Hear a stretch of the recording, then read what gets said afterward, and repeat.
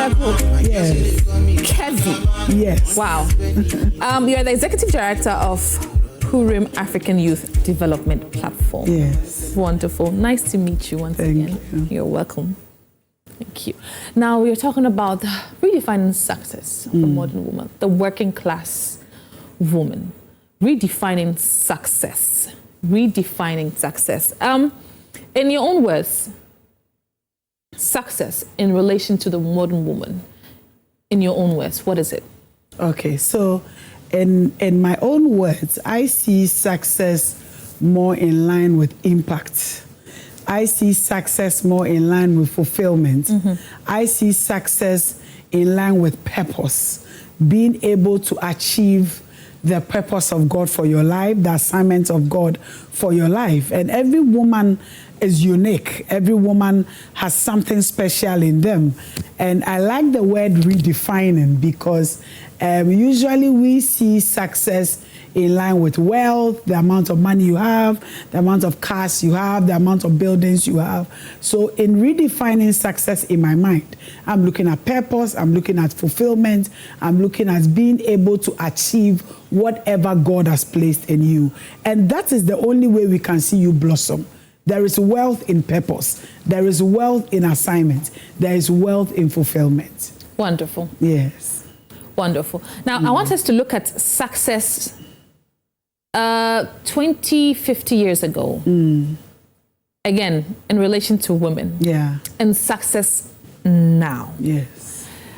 How would you define success then? I mean, you've done the now. Yeah. But how will you relate success then to the success now? Yes. So in our human society, women are multifaceted. In fact, in our culture, we see fulfillment in a woman in the past as being able to get married, being able to have a number of children, being able to have some money. You know, we see it more in number of children, the level of education, the amount of money you have and all that, not really in fulfillment and assignments and all that. Because when you look at the traditional woman, the traditional woman is a woman who is mostly seen in the kitchen.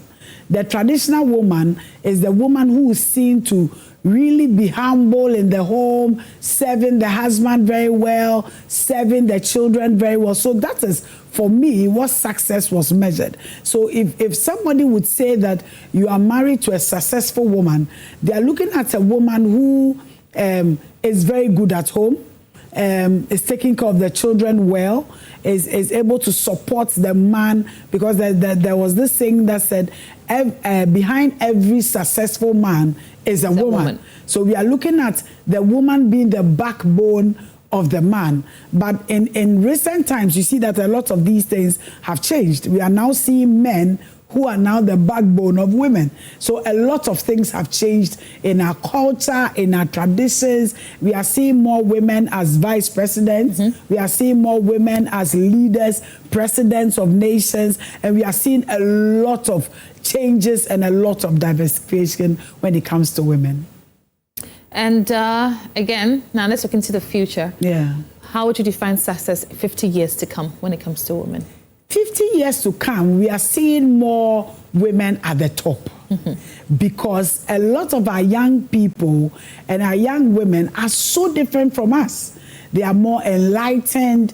When you look at the age of technology, a lot of young women are now very trendy, social media. People are not ashamed to speak out and all that. So if these young people are the young people who are the generation of tomorrow, I'm telling you, it's going to be fantastic. We are going to see more women in business, more women going into politics, more women striving for the top. And looking at the kind of programs you are doing for women now, I see women standing out for more and speaking out more about what they feel, how they feel, and the way they want to be treated. Wonderful. Do you see women eventually overtaking the world? I mean, as it stands right now, it's a man's world, in as much as women are doing a lot better.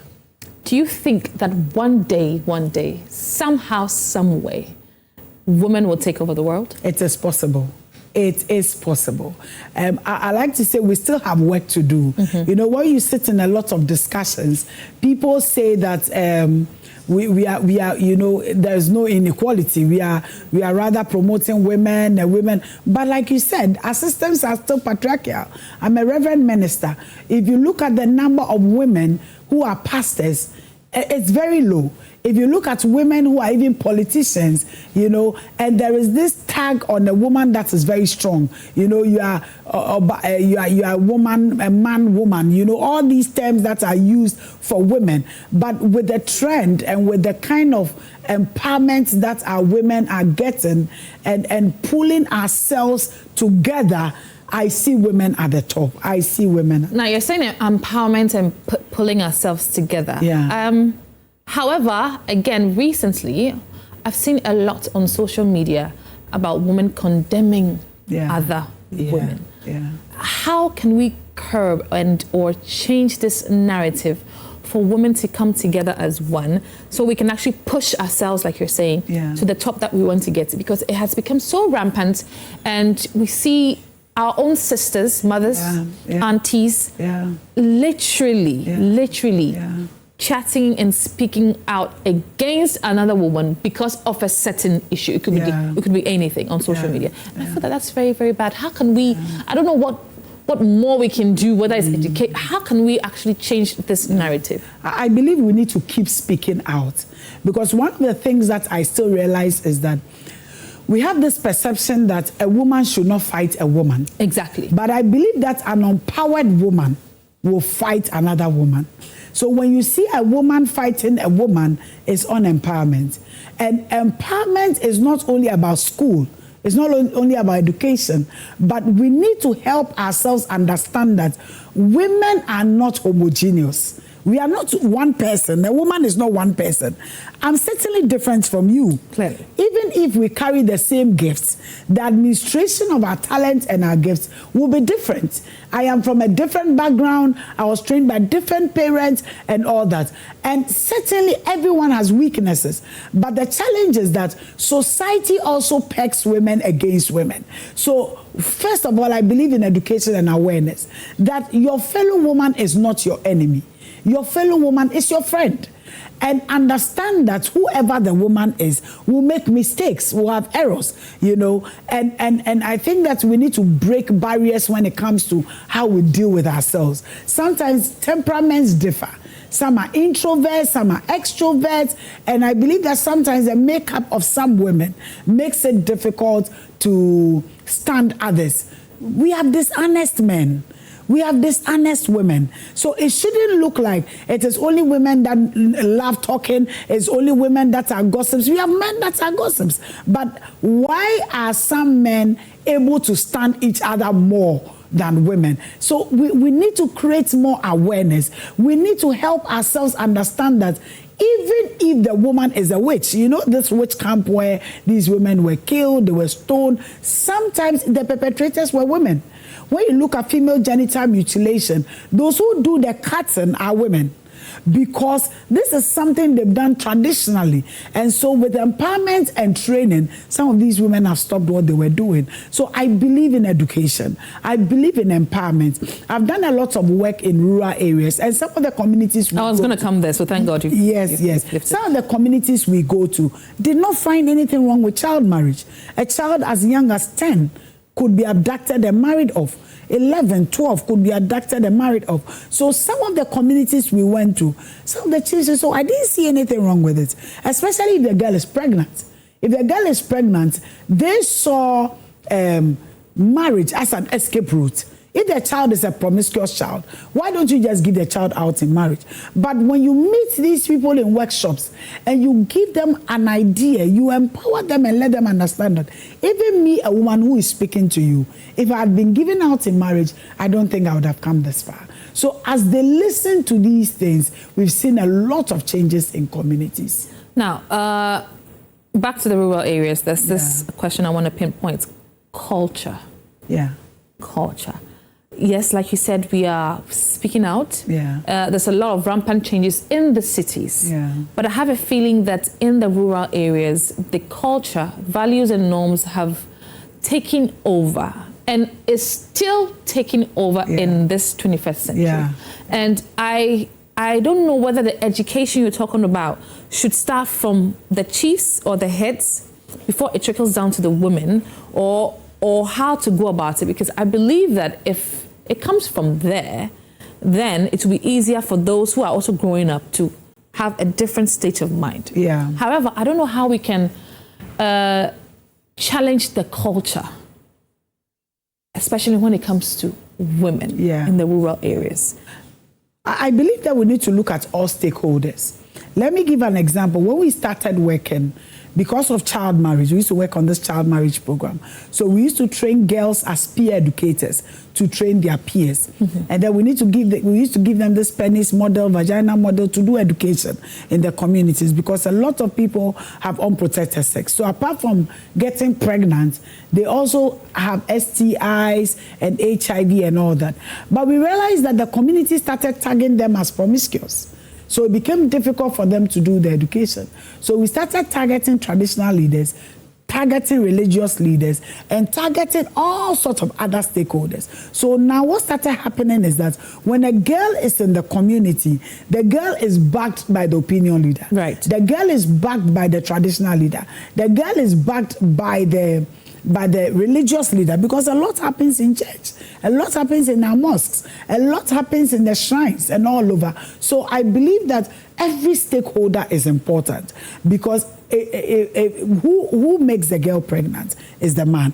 Who does the sexual and gender-based violence is the man. So if you have an approach where you are only empowering the women, it becomes difficult. I remember we did a training in Kumasi where, as we were training the girls, the guys came around, the teenage girls, the guys came around. You are spoiling our girls. After this training, the girls will not allow us to have sex with them again. So what, so we started the approach of now training the boys and helping the boys to understand that girl, that disempowered girl, that you are just impregnating, how would that girl be able to even support you in the home? One. Two, if the girl gives birth to that child, you are just creating a cycle. If it's a girl, then that's it. When the girl is also 10, 11, 12, the girl will also get pregnant. Yeah, so it's a sad thing happening, but I believe that all stakeholders, that's why everybody must put their hands on deck.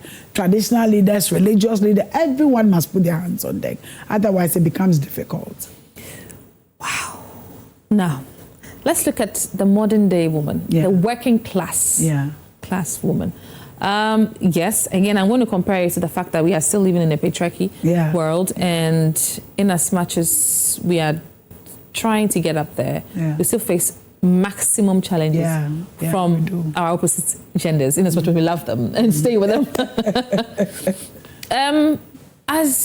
How would you say we should cope with these masculine comments or derogatory comments from our fellow masculine partners in the working environment? Yeah. So one of the things that we are promoting is sexual harassment policies in companies. Right. Because there are lots of things that someone would do and not even think, because of how society began, that these are wrong. Hitting a woman on the bum, saying, oh, you look sexy, somebody might not even know. But if there is a policy and there is punitive measures, when you do such things, it works. So I believe that in workplaces, it is very important that every workplace has a sexual harassment policy, which is open to everyone. And everyone knows that if you do this, you do that, this is what goes. And then for the woman, I would say that it is also very important that you educate your peers, that is your male colleagues, that this is not right, this is not wrong. Instead of just feeling that when you talk about it, people will feel that you are some way and all that. We should not be silent. As women, we should not be silent. You don't have to be disrespectful, but you have to speak out. Speak out about the way you feel. Speak out, speak out, speak out, because a lot of people are harassed and they harbor the things. They are quiet. Some might even be raped, and they don't want to talk about it. There is no way the Domestic Violence Support Unit in Ghana will not take action if you report a case. Yeah. Rape, sexual harassment. I think our fellow women should do well to, like you said, speak out as much as they can. Speak to somebody, whoever. Just let someone hear you. Yeah. A problem shared is half solved. So let's not be shy. I think we've actually grown a lot from that, because before, when you say you've been harassed or raped, they actually say you are the problem, and you are the reason why this happened to you.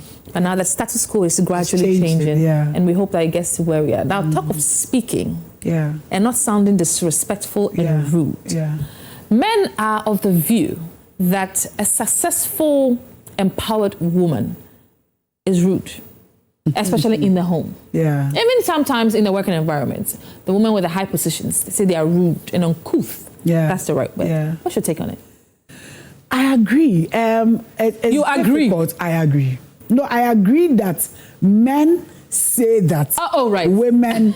No, I'm not saying I agree with the men. I'm saying that I agree with these statements, that men say it.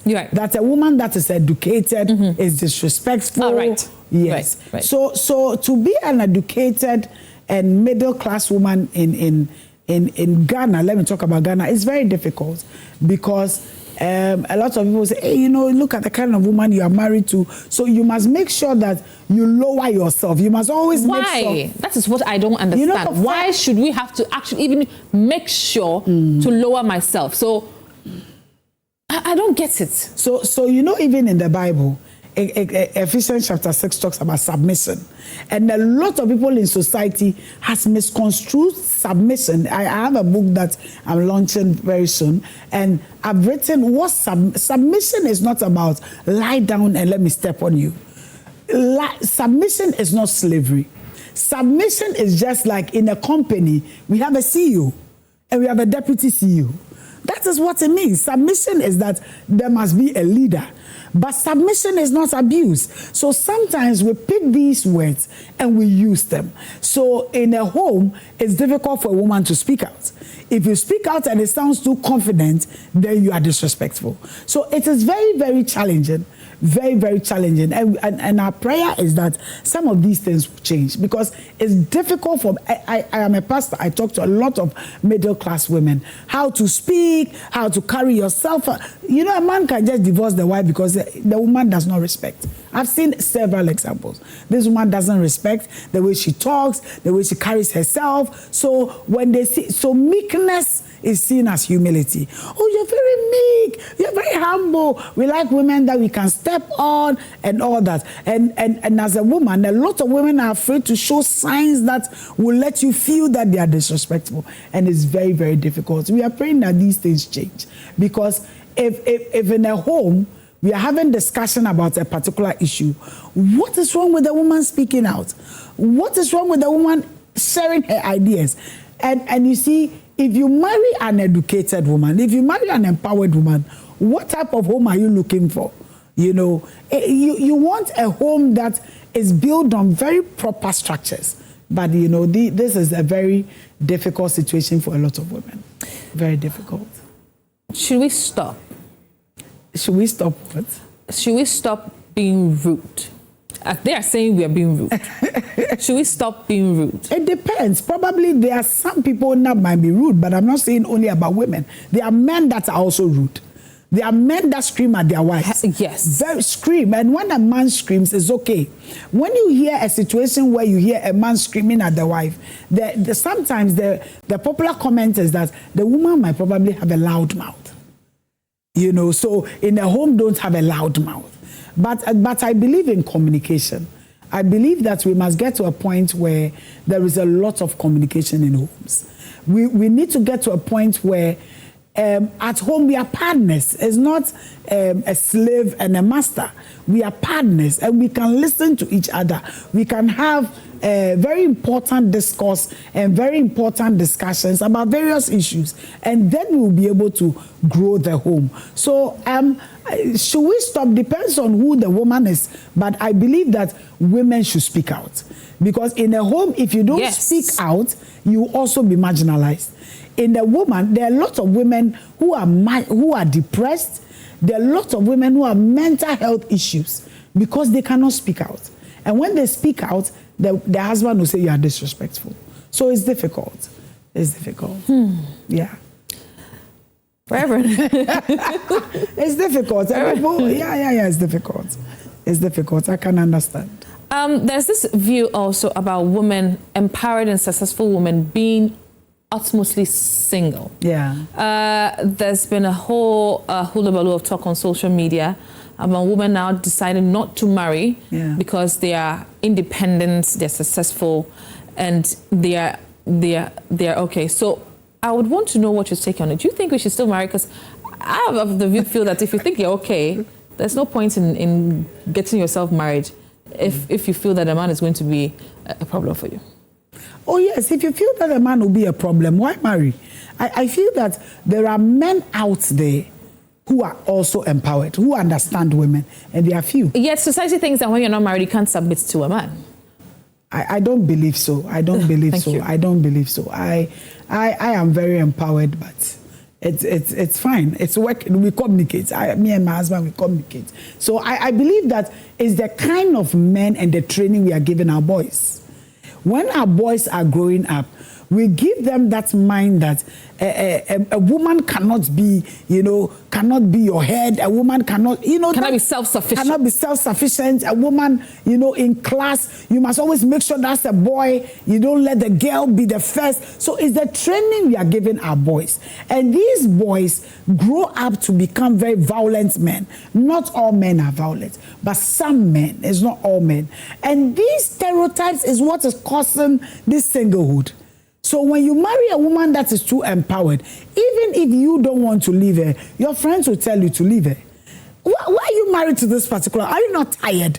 Is it not too much for you? So it's very, very difficult for women. But I would say that continue communicating in your home and educate your spouse. Educate your spouse and help your husband understand that you are just human. You are also human. And you have a mind to talk about issues. Sometimes my challenge is that why would a woman who was able to pass an exam in school not be able to communicate something that is happening in her home? Why? Why do we feel that a woman who is managing a business cannot share her views in the home? And these are all societal stereotypes. So we are not talking about disrespect. We are not talking about women being disrespectful to men and all that. But we are talking about the fact that women must speak out. We have extreme cases where there are women that are disrespectful, yes, and we have men that are also disrespectful. That's why I'm saying that women are not homogeneous. We are not the same. We are different. We express ourselves differently. We express our confidence differently. Sometimes you might talk to a very confident woman and feel that she's disrespectful, but that's her temperament. She might not want to laugh. But there are men also don't want to. Exactly. Yeah. So I think that we must not treat women as lesser beings. Right now, so in this same view about women being self-sufficient, I want us to talk about surrogacy and childbirth because it still ties down to the self-sufficient woman not getting married or deciding to stay single. Let me go to Nigeria, where one of our star mates, Ini Edo, I don't know if you're familiar with her. Yes, Ini Edo decided not to get married, and she went for surrogacy, and she has her own child now, and she's still single and living her life. And there was a lot of, so to speak, insults, especially from the men to her on social media, just because she felt that she doesn't need any man. If it has to do with children, I can have my own child. Now, these men are, in as much as they were so happy about surrogacy being introduced because they felt that they can help their wives and their spouses now to have children, these are the same men now talking against surrogacy because a woman now decided to have a child on her own without a spouse. So this was not her giving birth. This was somebody else having the baby for her. Yes. So I believe that life is full of choices. and people are allowed to have the choices that they want to make. But why are the men being so vulgar? Yeah, because of societal stereotypes. When it comes to a woman, there is a cultural way of having a child. Every woman should be married, every woman. But we might not also know, you might not know sometimes the in-stories of the woman.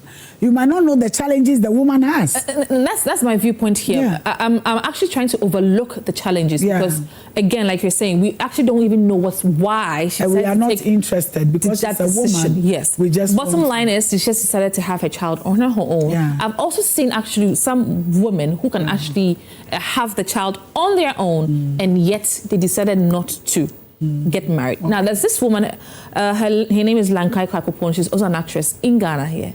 She's very fertile. She's very single. She's almost 50. She has no child, and she's very happy. And every now and then I have a tete-a-tete with her, and I'll go like, what's up, how far? No, Nikki, I like my life like this. I want to be like this. I don't care what they say about me. She has a down cut at her age. She's fitter than I am at her age. Yeah. And she's been able to carry this lifestyle in the society we have here in Ghana. And I really wish that our fellow women, our sisters can look up to her. That is, if they want to live that life. Yeah. She's gone through a lot of challenges, like you're saying, but she's not perturbed in any way. And I want to find out how best we can actually, I wish she could come here one day, come and talk to us. In fact, I'll invite her. Yeah. How we can encourage ourselves to live like the way. She is very okay, Reverend. How can I, someone like me who is a star, I'm using myself as an example because I'm a very known person and we are prone to scrutiny every now and then by every choice we make. So I'm speaking for some of us who are famous, let me just use the word. And if we decide to toe that lane that she has told in, how do we cope in the society? So I believe that when you make a choice, you need to be strong enough to stand by your choice. It's difficult. It's difficult, but you must, everybody is scrutinized. Everybody is criticized. Even the one that you feel is not known. Even women who are reverend ministers, we are scrutinized. They say all sorts of things about us. Women who are educated, who are married, every... That's Lankai. Oh, okay. Wow. She's beautiful. Yes. Very beautiful, yeah. Yeah, so there's a lot of scrutiny in society. You must just be confident in who you are and be confident in your body. For me, those who decide to have, I've seen her. Wow, beautiful. So those of us who decide to have children, those who decide not to have children, I believe that you must be strong enough to stand by your choice because society will speak. We cannot really stop society from talking. We cannot. I don't know when this generation will stop talking because globally we talk about everybody. This person is like this person is like that. But as a woman, for me, I believe that you've made a choice. Whatever the choice is, whether good or bad, there are consequences. There will be voices that will speak against it. Stand by your voice. How do you get the strength to stand by it? You build because for some women who may not be as strong as Lankai. Yeah. I'm sure some along the way decided to just stick to a man or find a partner and then avoid all this scrutiny. So for those who are not strong enough, like you're saying, how do they stand by their words? Yeah, for me, it's really in the mind. It's really about the mind. Wow. Yes, it's really about the mind, working on your mind, because a lot of things stems from the heart and the mind. You get me? Like, the Bible says that guard your heart because out of it comes the issues of life. So guard your heart. Guard what you are saying. Guard what enters you because negativity is normal. People will speak against you. Sometimes when you are alone in your home and you are sad, you are crying, there's no strong woman out there that has a perfect life. There are people who are out there looking perfect, looking fabulous, but they have their own challenges. So you must build your internal systems. You must decide that, somebody is laughing at me, ignore it. Because if you want to respond to everybody out there, your mental health is at risk. So just ignore, just overlook, and build yourself. You are beautiful the way you are. You have a beautiful assignment. People might have gone through 10 relationships, it didn't work, an abusive relationship. Why stay in an abusive relationship? Why die in an abusive relationship? As a reverend minister, I don't promote staying in an abusive relationship. If a man is harming you, verbally, physically, whatever way, and you feel that you are tired, you cannot live, you walk out. In view of that, how can we hammer this saying, marriage is not for everybody, into the society? Can we preach this in church? Because I don't see this being preached in church. Because if I'm deciding to stay single, once again, I'm deciding to stay single and have my child myself, whether via IVF or whether via a sperm donor or surrogacy, and I want to do this on my own, knowing that I don't want to have any man by my side. I'm going to religion. I'm leaving the culture because culture supports that. How can we preach, teach this in churches, especially now that we are trying to redefine the success of the modern woman, and that includes them being relatively single now that they are empowered and successful on their own? You know, religion is a bit difficult because when it comes to religion, if you are having sex to have the baby, the Bible talks against premarital sex. The Bible talks against having sex outside marriage. So that is where the whole difficulty is. But one of the things I always say in the church is that we have divorced women in the church. We have single women in the church. I have a woman in the church who is divorced. The husband doesn't want her. She doesn't want to marry again. She has a child. What can we do about it? She must be in the church. If she wants to be a leader in the church, she can be. But you know, it is because of the way we tie ourselves with what the Bible is saying. Sometimes we are defining the Bible in our own way. So if you're a woman, you are not married, then there is the way we look at you. And it's the way, because if she didn't have premarital sex and she got married, she divorced, she's single, she doesn't want to marry again, why not? Why not? So I think that we must in the church also let people understand that if you are single, you are not a failure. If you are divorced, you are not a failure. If you are not finding a partner, it's not because you are such a bad person. And I'm finding a lot of women who are even close to me who are divorcing. What can we do about it? We try to patch it up. We talk to the man, we talk to the woman. At the end of the day, they are not interested in each other. What can you do about it? You cannot force two people who do not love each other again to come together. And if you are not finding a partner who is interested in you, what can we do about it? The question is, are they looking to find a partner in the first place? You know, there are people who are looking to find, but they are not finding. So if you are not looking for, you know, and sometimes based on experiences that people have gone through, they don't want any. Because when you look at marriage in our culture, it's difficult. Marriage in our culture is difficult, especially for the woman. Because you are serving, you are taking care, you are a mother, you are a nurturer, you are a cook, you are a cleaner, unless you have enough money to hire all these things. And then you work, you are also a career woman. It's very difficult. So a lot of women will decide that then I'm not interested. I want to just stay on my own. So we need to begin to have broader discussions about these things and know that it doesn't matter the status of the woman. She's still a woman that is born in the image of God, and God still loves her. Reverend, yeah. The question I want to ask is so sensitive. I'm wondering if it's okay to ask. Yeah. Okay, so in the view of women who are divorced and want to stay single, I see that society is not so harsh on them. That's where I'm coming from, as compared to naturally single, single women who want to remain single.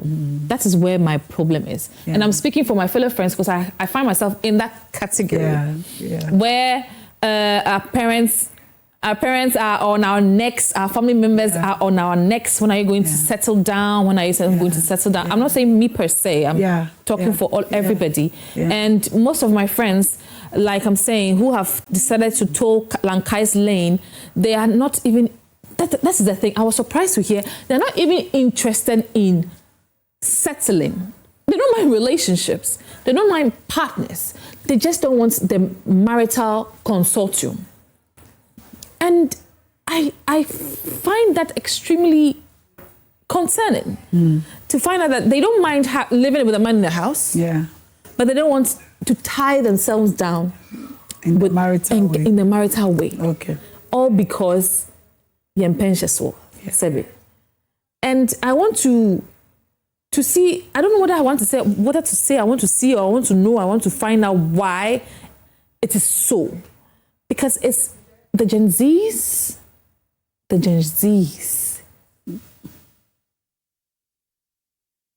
It's unfathomable.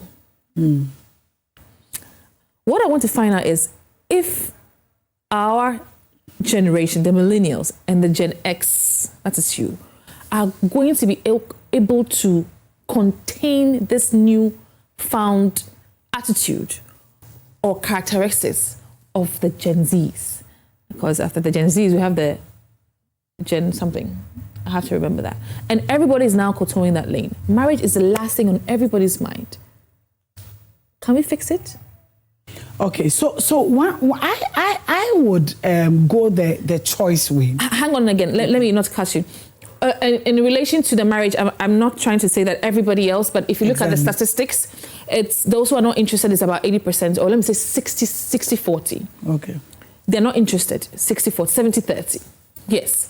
Those who don't mind getting married are 30%. Those who are just not interested. I don't mind having a child with you. We can stay together for a while. If you want to go our ways, we'll go our separate ways, and everybody's done. That is what we're seeing now. Would you entertain that, or you'd want to fix it? I want to fix it. No, you see, my point is that I might not be able to totally fix it because it depends on the woman I meet. Right. Yes. There are some women who are not finding the men. But I also believe that there are men out there who are good partners. I believe it. I've seen very good men who are rather even abused by their wives. I've seen it. So I believe that if the woman is interested in marriage, there are good men out there. And I believe that with prayer, you'll find that man. For the woman who is also not interested in marrying, I said the challenge with the church is that the church and the Bible does not believe in premarital sex. And the Bible also will not believe that you will not. But you know, when you look into the Bible, Apostle Paul never married. So for me, that is why I have quite an open mind about people who decide that they do not want to marry. But I believe that there are good partners out there. I've seen partners who are even more, if we want to use the word, serviceable than their spouses. There are men that allow their women to live their lives, to live their purpose. I have a very good man. I have a husband who allows me to do whatever I want to do. You know, the only thing is that we are partners, we have children, so we just need to take care of our children. We need to take care of our home. But I believe that if I did not have a partner like that, it would have been difficult. Right. Yeah. So I believe that there are good men out there. If you want to marry, find him. But if you don't want to marry, or you are not finding the person, I think that's Apostle Paul did not marry. So I don't want to put pressure on people. Yeah. Did any woman not marry in the Bible? Which woman? Okay, I never saw Mary Magdalene with her husband. Okay. Yes, I never saw Mary Magdalene with her husband. Okay. Maybe she got married and it was not stated. Mary Magdalene, I was hearing that she was with Jesus. Yes, I heard that story, but it's not true. She was not the wife of Jesus. These are just, scientific statements that are made, but it's not true. It's not biblical. All right. Yeah.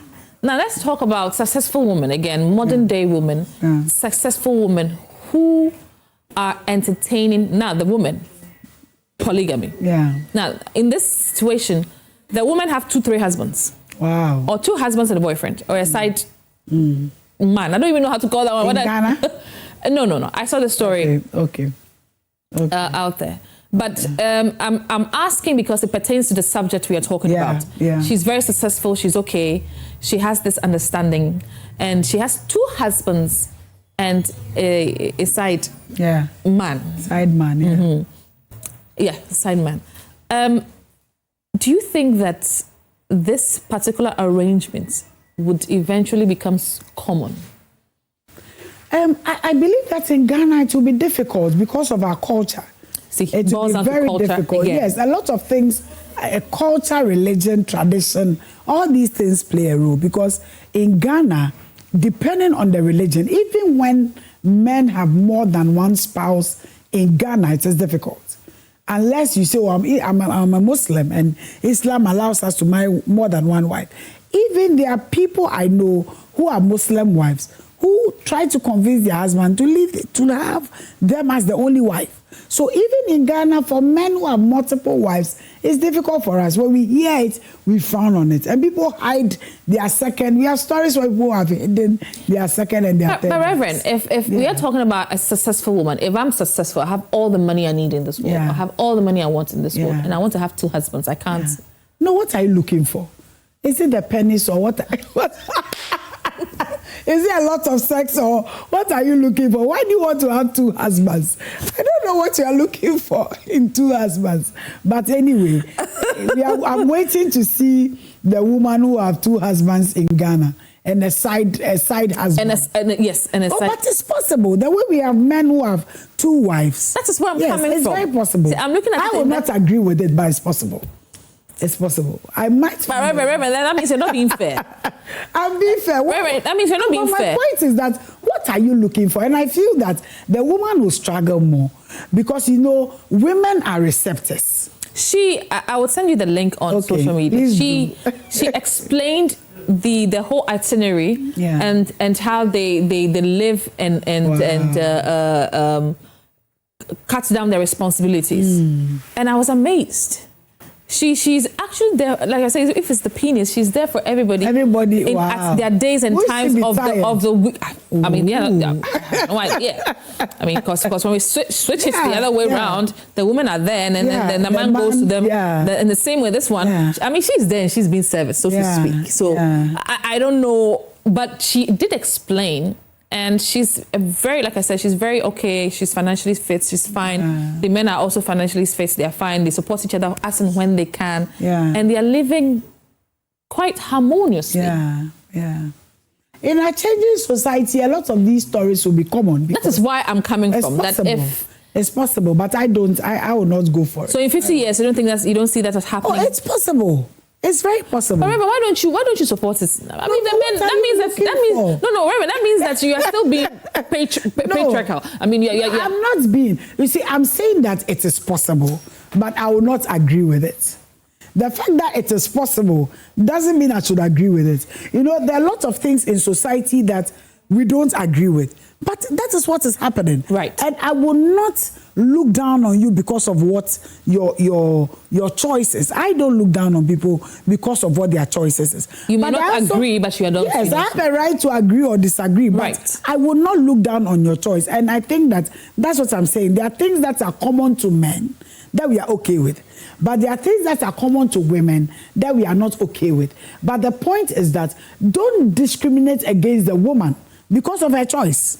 Don't. The fact that you don't agree with the person doesn't make the person a lesser being. Unless the person is sick or has a mental issue. But if not, why not? And let me say this. The fact that somebody is single today doesn't mean the person will be married forever.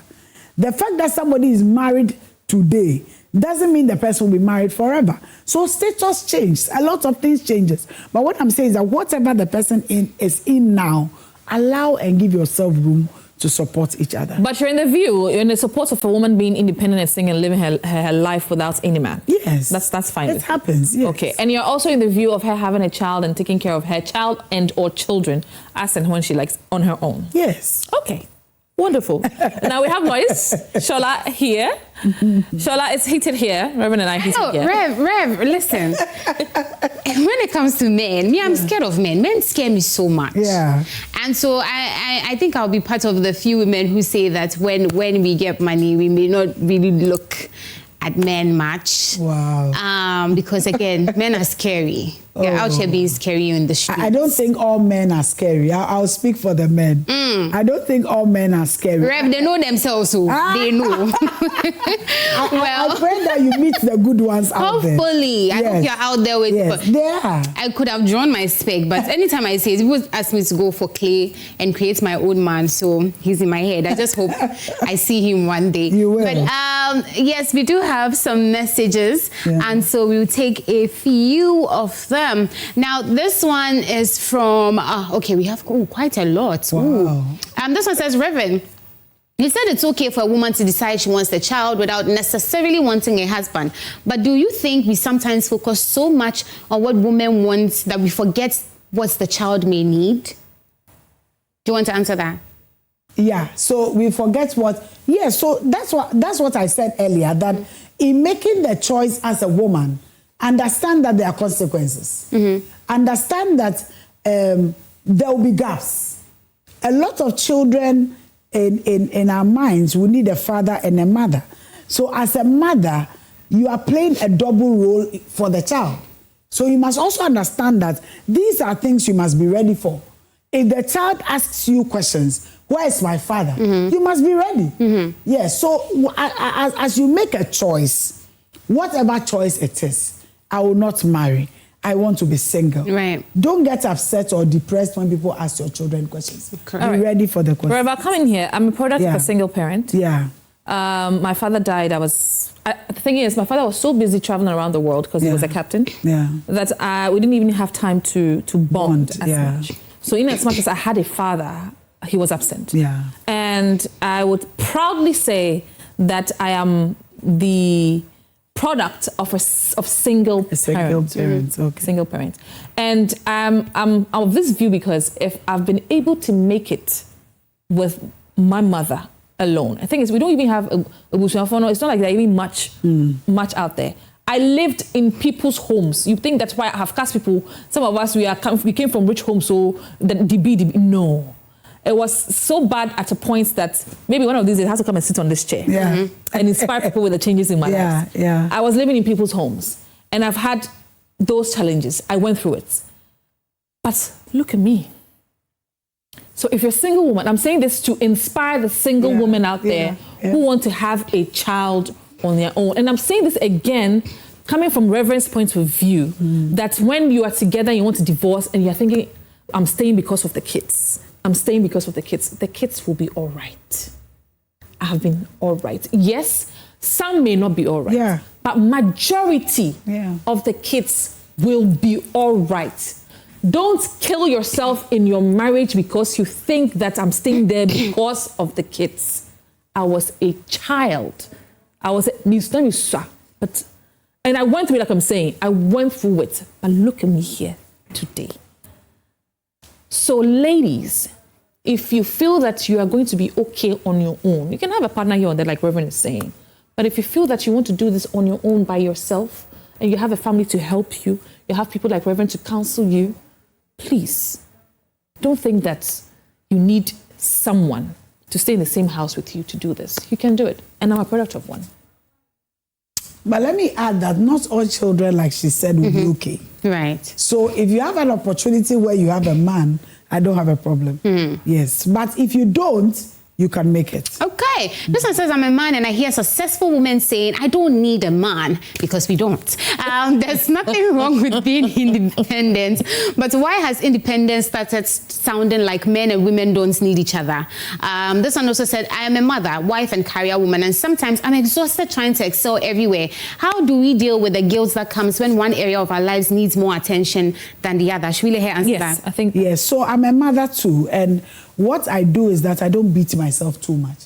I believe that you can do it, but you will not win at every side, at every time.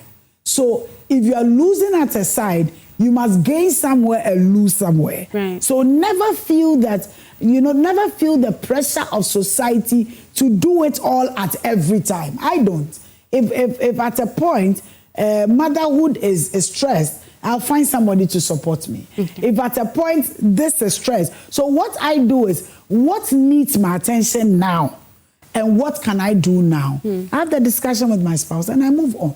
So my point is that I don't think that you should beat yourself. You should feel guilty. Because if you do that, I always go back to these mental health issues. I've met people who are so challenged and they've not removed their dresses yet as mad people, but they're already mad people living in their homes. So it's very, very important that you don't try to do, you are not a superwoman. You are just human. Do what you can. But I also don't want us to go to the point where we feel that women can do without men. It's it's a co-creation. We co-create. We co-build together. If we get to a society where women don't need men, men don't need women, then we are destroying the original plan of God. Yes. So please don't destroy it. Right. But if you get to a point where you are not getting a man, those are cases that we don't have a problem with. That is where I don't want have that mindset. Yes. Don't have that mindset as you walk around. If you don't have it, it doesn't mean that... Yes, but please don't have that mindset that there is no man that will fit your specification. Please show me your specification and let me see. When we are done, I'll get Rev. Don't worry. I'll give you my specification. I need it. I'm beginning to wonder if there's a man out there for me. There are. Anyways, this one says, I have friends who are married and envy my career, while I sometimes look at their families and envy them. Maybe everybody thinks the other person's life is better. How do we learn to appreciate our journey? This also says, can starting again also be considered success? Let me come there quickly. Okay. How can we I think that everybody has a destiny to fulfill in this life. And everybody has a purpose to fulfill in this life. Right. And this reminds me of the question I asked Reverend, that it's everybody's destiny to marry, like I said. And I feel that everybody is not destined to marry. She said even Paul in the Bible did not marry. She also made Mary Magdalene an example out of Mary Magdalene. So if you're not married, it doesn't mean that society is cramping on you, your culture, your traditions are cramping on you to marry. Some of us, our destinies, I'm saying us in general, everybody else, our destinies and our fates and our path in life does not permit us, right? That's the right word. Does not permit us or does not make us marry. Or some of the choices we make in the life that we are living doesn't encourage marriage. Right. So don't beat yourself if you're not married. If you want to, like Reverend is saying, look out there, find the person and do it. If you don't want to, hey, we move. Part of destiny. Yeah. This one says, my question is simple. If you removed money, marriage, children, job, titles, and social media validation, how should a woman know that she's living a successful life? But you removed everything from life. Everything is gone. Also, how does she know that a woman is living? The fulfillment of your purpose, career is there. Yes, children, everything is part of the great. So what we are saying is that in fulfillment of purpose, if you are not married and you don't have children, it doesn't mean you are not living it. Right. That's what we are saying. That's what the discussion is about. Okay. Yes. This one says, Reverend, if your daughter came to you and said, I don't want marriage, but I want to become a mother on my own, would you genuinely support her? That's a difficult one. We'll talk about it. But you see, if we get to a point where she's still not married, I will not kill her. Okay. But I will talk to her. Okay. Yes, like I want to talk to you. Okay. I know my mother is watching, and she would text me and ask, I hope you are not the one thinking that, Mommy, I'm not thinking that. No, that's how it ends up. You see, because what I'm saying is that we don't want to push you to marry a man that would abuse you. Right. Because I have a relative who got married. The man was sex texting, all sorts of things. They are divorced, no child, it's not like no child. The child died out of negligence and all that. So I don't want you to go, the fact that I want you to marry doesn't also mean that I want you to go to a bad place. Right. Make sure that whatever choice you are making, I believe in prayer, pray and let God lead you well. And whatever man you need is out there. Okay. Sometimes our specs are also too high. No, okay. Rev, let me ask you this last one. If a woman, right, is saying, a working woman, says, I want a rich man. Like, I'm looking for somebody who has the money, like has his own house. Lois? Oh, it's not me. I'm asking for the public. She's working all right. It's not like she's sitting at home and she says, oh, I want a man who is very successful. Is she wrong? Because society has made it sound as though if you are not rich, you shouldn't be. But is it right? I'm only saying that because these men will come back and tell you that if you are not rich, why are you looking for a rich man? But I'm working. It's not like I'm sitting home doing nothing. Rev, please make it quick before we wrap up. Yes. That's if you want to answer her question. Rev, please answer for the public. There's anything wrong looking for a rich man. But sometimes you might miss the rich man because he might come to you not in a rich way. You might miss him. Is there anything else you'd like to tell before we wrap up? Yes, quickly. What you want to tell the modern day working class woman? Please don't relate it to marriage. Thank you very much. And how best we can better ourselves and make it good for the future ones who are coming or looking up to us. So I believe that everyone has a purpose to fulfill. Thank you. Whether you are married or married, divorced, single, whatever it is, there is something that you must touch society with. The society is looking for your impact. There is something that we must get from you. If you are buying kelewele, you don't ask the kelewele seller, are you married? All you need is that kelewele. So that is how I want women to be treated. Whether you are single, married, whatever it is, you are beautiful just the way you are. And we want to hail every woman out there. And I like to say that if you are going through any form of sexual and gender-based violence, you are being abused, please report it. Don't stay in an abusive marriage. Walk out of that marriage. Because I wouldn't want to see a battered daughter, all because of the name marriage. If you are being abused, you could even be sexually abused. There are people who abuse you, cut you. I know a woman who had a fresh baby and the husband kept raping her. Fresh cuts and all that, with all the pain. A woman is not supposed to go through pain, such pain. A woman is not supposed to go through such abuse. Empower yourself as a woman. If you want to get educated, get educated. If you want to get that business, get that business. Whatever you want to do, don't die because of society's perception about you. Thank you. You don't need a rich man on that. Rev Adzraku-Kevi, thank you so much. If there's anybody that wants to contact you to talk to you, counseling purposes, how can we reach you? Yes, my number is 0244-959170. 0244-959170. Please let's talk briefly about your conference before you go. Yes, so we have a conference coming up, the Image of a Woman conference. I've written a book called The Image of a Woman, and this is exciting because the discussions come in. And my point is that whether you are married, unmarried, single, whatever it is, God has placed something very powerful in you that you can achieve. So it's 3 days. Friday, we are having a prophetic summit. We are praying. Saturday is the conference. You know, I'm not just launching the book. From 12 to about 5, we are talking about women. We are feeder there, Ministry of Gender, all sorts of people. We are just talking about how we can support the life of the woman before we have the book launch itself. Fantastic. Yes. Well, there you have it. That's the details. Please make sure you look for it and you have it on social media. Yes. Right. Yes, wonderful. Yes. And contact her. She gave a number again. I'll let her give a number one last time before we wrap up. Okay. 0244-959170. 0244-959170. Thank you so much, Reverend. Thank you. God bless you. God bless you.